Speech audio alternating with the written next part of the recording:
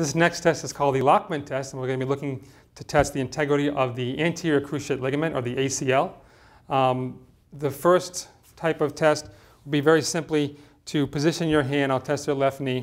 Position my hand just on the tibia, just below the tibial plateau. I'm going to put a slight bend in her knee. I'm going to take my other hand and I'm going to stabilize her femur. I like to put one knee on the table when I do this. As I bring, what I'm trying to do is create anterior force of the tibia that would test the ACL.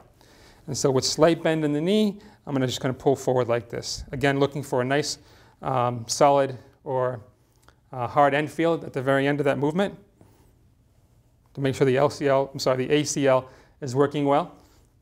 Good integrity. And that's the first step of the Lachman test.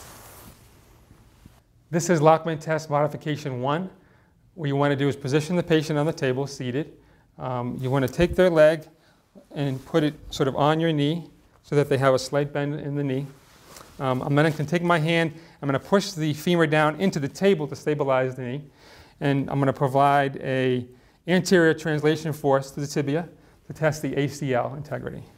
So in this position here, push down, lock it in, and then I'm going to pull up, doing testing for the ACL in this position.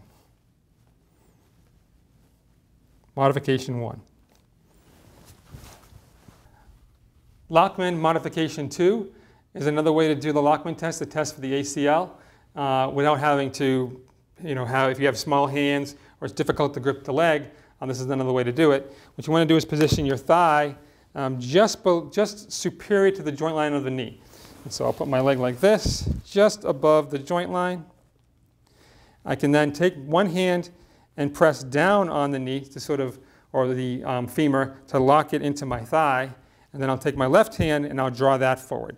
This is a little easier if you have smaller hands or sort of wrestling with the leg. You can see there's a slight bend in the knee as I perform this test, and I'm going to draw the tibia forward. So right now I'm using arm strength. Another way to do it is just to position yourself back a little bit, and so you can just use your shoulders. So as I push this way, you can see I'm using more of my shoulders and not my arm strength.